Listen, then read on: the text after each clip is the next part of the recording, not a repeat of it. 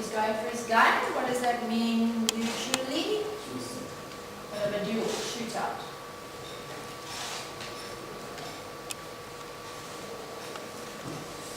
Medium long shot is neither extremely close or far away. We can set the subject into the scene, and we can sometimes see what the subject is doing. And we're getting to the point now where we can see the subject's facial expression. This is beginning from now on, this is important. We almost want to see what they're thinking or how they feel about the situation that they're in. We can see enough of his hands to know that he is reading probably what? To himself. No, how do you know that? And his mouth's open, so he must be reading a story, and his eyes are looking at somebody else who's probably around the table.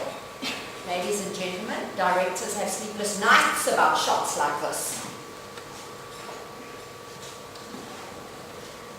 Medium close-up is when we see a little bit more than the face.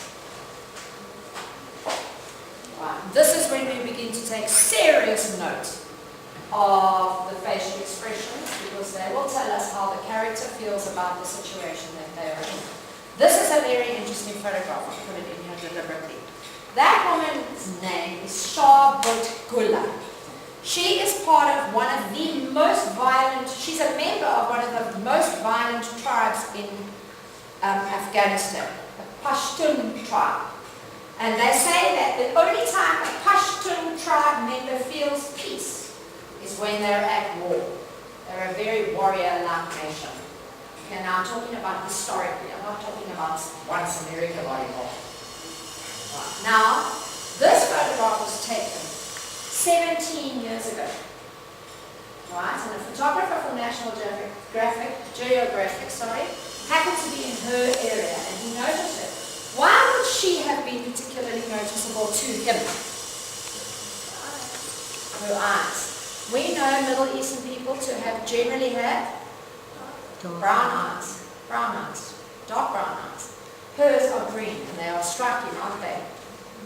Anyway, the National Geographic guy took a photograph of her. She was 17 years old then. Okay, about 17 years old. I don't think she actually knows her age. Right. Could you describe her expression?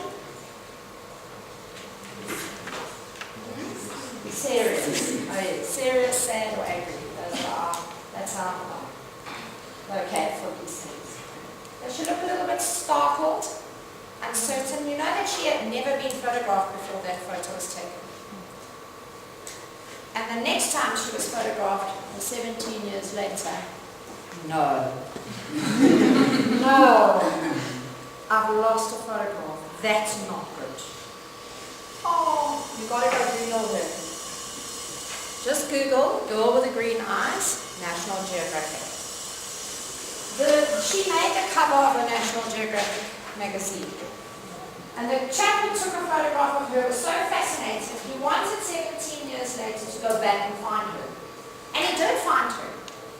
And then, of course, she was in a full burqa, covered with even the mesh over her eyes. No one would have been able to tell what color eyes she had with her traditional dress.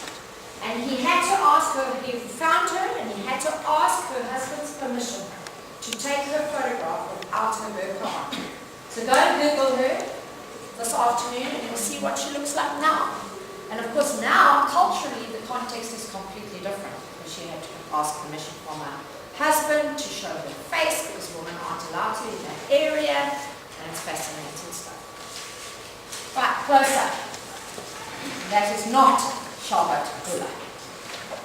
It's cute. I thought I was going to hear a whole lot of oh. I suppose if I'd thrown a puppy in there, we would have had a better response. All of you used to be this cute.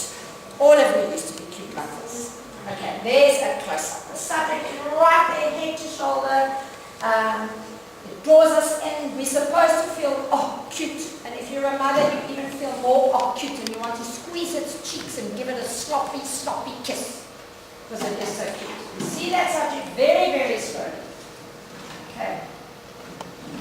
And the mostly we are going to, is that a happy baby? Yes, of course it's a happy baby.